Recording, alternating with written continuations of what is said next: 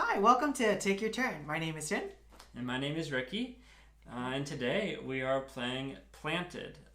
This is a houseplant game where you're planting houseplants in your house, putting decorations and tools for 2 to 5 players. Takes about 30 minutes. And today we're going to show you guys how it's played. Yeah, so this game is a card drafting game mixed with resource management. So let's go over the components of the game. Each player will be given a player board like this, and you have 6 slots up top. These are for your houseplants. At the beginning of the game, you will be given one of these beginner plant cards. So the other parts of the board is the bottom left, you have the tools area, and that's where you'll place tool cards, and then the bottom right is decoration cards. Yep. So that's your player board. Let's go over the plant cards. So the plant cards will have the name of the plant up top, and then on the bottom you'll see different resource tokens that you'll need to feed these plants. So we'll go over those resource tokens. So at the middle of the board, this is the group board here. So the top 2 piles, there's resource cards, which are like so. So these are the different resources in the game, and they correspond to the tokens in the game. So to feed your plants, you have 3 different types of resources. There's the water, which are like so. So you get the water token if you play this. There are the sun tokens and the plant food tokens. Now the other resource that are in the resource deck is the green thumbs. So the green thumbs are essentially wilds. Now they only work if there are pairs of green thumbs. And when you have a pair of green thumbs, you get to trade in the pair of green thumbs for any of the other resources in the game. Which is also explained down here on your board, where you can spend 2 green thumbs to count as any resource. Exactly. So if you've collected all of the resource tokens, you can feed your plants, and we'll go over that later on. In the middle of this board, there is the nursery row. So these are different plants that you can acquire throughout the game. So there are 3 different types of plants in this game. There are hanging plants, which are shown by this orange icon. And then there are shelf plants, which is this one right here with a gray shelf right there. Or the last one is a floor plant, which is a purple icon. Yep. And you can also normally see them in the picture too. The hanging plants look like they're hanging. The shelf plants are actually on a shelf. And you can always see like the floorboards and the floor of the floor plants. So that you can kind of see in multiple places. Yeah. Really what you're going to do is then, now that you know where everything's at, you have your nursery up here of your extra plants. You have your starting plants. We now get our starting hands of a total of 8 cards. You take 6 cards from the resource deck, which correspond to these resources here, and 2 cards from the tools and decorations deck. This deck has both tools and decorations, and you put those into a deck to make a total of 8 cards. 6 resources and 2 tool cards. Then you take turns going around and playing 1 card before passing it. For example, if I would play this double water card, I'd get 2 waters and then would have to pass my hand. So and I'll be face down, of course. Yeah, exactly. So you'll typically reveal your card at the same time. Yep. So you can either claim the resources, or if you are using a tool or decoration card. So the tool cards are gray cards, and they gain effects for you throughout the game. So for this grow light card, I get a light token for every double light card that I play. So this is an ongoing ability that I'll have throughout the game, and there's no limit to how many tools that you can have. So if I had 2 grow lights, then I can gain 2 light tokens for every double light card. Yep. So that's a lot of light tokens that I can gain. And there are the purple cards, which are decoration cards. Now these are bonus points that you can gain at the end of the game. So this game is played through 4 rounds, where you're just passing the 8 cards until you play through 1 round. And at the end of the round, you'll you'll have the resources that you'll get to distribute through the plants. Yep. There's one other thing that you can do during the round when going around for your turn, and that is claiming Nursery. So in Nursery, you would take one of your cards in your hand, and notice that each card, I'm not sure if you can see or not, they're finely marked down here with numbers. So each card has a different number on them. And so whenever you want to play Nursery, this one has a 14 on it. If I didn't need Suns, or I thought my opponent needed Suns, so I want to use it up, I would play this card, and instead of gaining this resource, I can say Nursery.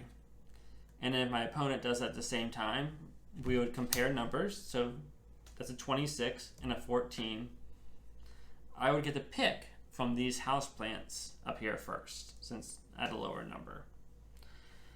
If no one else claims it, you just get to go first because you're the one who claimed Nursery. Right. Yeah, so the numbers only matter if there are multiple people claiming Nursery. And the key thing is, like, you don't get the resources, unfortunately. Your turn is essentially collecting a different plant from the Nursery. Yeah, so you just put your tools, decorations. There is a 4 times area token area. So if you've gathered a lot of sun tokens and you have a total of 5, you might have one over here and one in here. And that just shows this one counts as 4. Because if you have 5 people playing, you might run out of tokens. So you need to, if you have a bunch, you might need to use the 4 times token area. And then we would spend our resources once the deck is out, like we talked about. And just for example, let's say that you had 4 water droplets and 3 food. And let's go with maybe 3 thumbs. This might be a stretch of having this, but then I would need to feed these 2 plants at the end before round 2. So for my first plant, I would feed 2 water droplets and 1 food to place a leaf on the first one on the bottom one here, because your plant's got to grow up. You can't go top to bottom. Because on here, if I could go top to bottom, I would definitely take the 4 point, but you got to grow your plant up. So I spend 2 of these food to place another leaf here. Yeah, an important thing about feeding is that you can only feed 1 plant each plant once per round. Yes. So you can't, if you had like 4 water tokens and 2 plant food tokens, you can't do 2 leaves on this card, unfortunately. You can only feed it once per round. Which is kind of a bit of a strategy of towards the end of round 4 or round 3, you might not want to be taking plants that require 3 leaves to complete, because usually the bottom one has less points that it's worth, and you're not going to be able to grow it all the way up because you only have a limited number of rounds left. But where we're standing now is I fed all my plants that I could, and I now have resources left over. For the thumbs, I have nothing else to feed, but you can trade 2 thumbs for any resource. So let's just kind of randomly choosing for a sun. I have another thumb left, but that's a single lone thumb. That can't be traded in for anything. Now I can do the propagation area down here to spend any 2 resources to gain 1 growth token in the propagation area. And this stays here through all 4 rounds of the game, and is another area of your victory points at the end of the game. So I would maybe trade these 2 water droplets in. Could be this water droplet in the sun, it don't matter. For the leaf here, and I just put it in my propagation area. And that's 1 point, victory point in the game. I can't trade in this pair here, because this is a thumb and a water droplet. A thumb has to be traded in for another resource and can't be counted as a pair to get a victory point. So these would be both wasted resources. Go back to the pile, and then we would get another 6 resource cards for each player, 2 tool decoration cards from this deck, total of 8 cards, and start round 2. So for 2 players, it's just going to be back and forth. Yeah. But if you have more than 2 players, then obviously you're going to pass to the left or to the right. And luckily, on your player board, it tells you which rounds to pass which direction. For rounds 1 and 3, you're going to pass to the left. For rounds 2 and 4, you're going to pass to the right. Yeah. And as the more players go, you have so many cards here. So you're going to go through these decks pretty quickly, mainly the resource deck.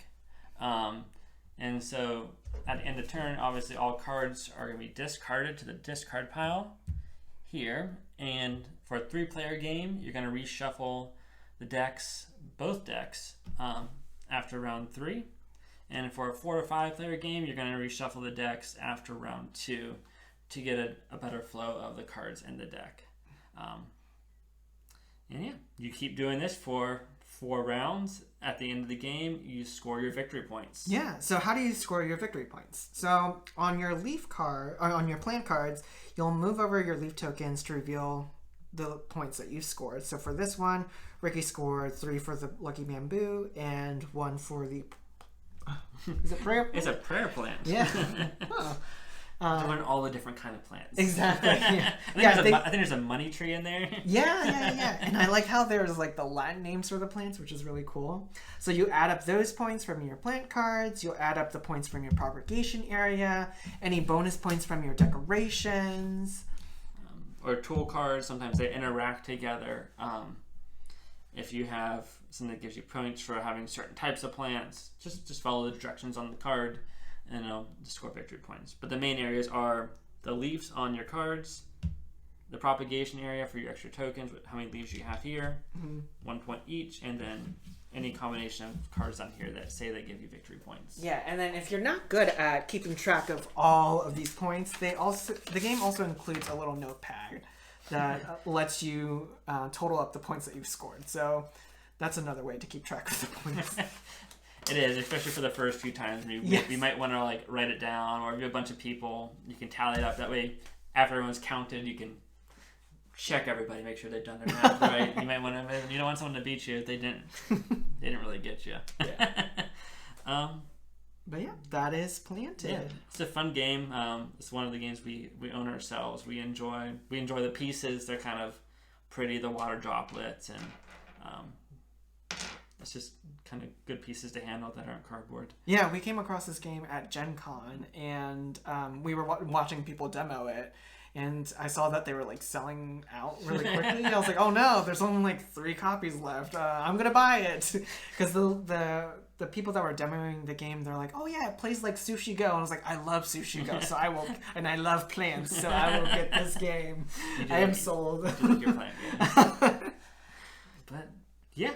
If you have any questions about the game or anything we missed, or maybe some corrections if you've played before that other people might need to know, feel free to comment or let us know. And thanks for watching. Yeah. See you guys. Bye.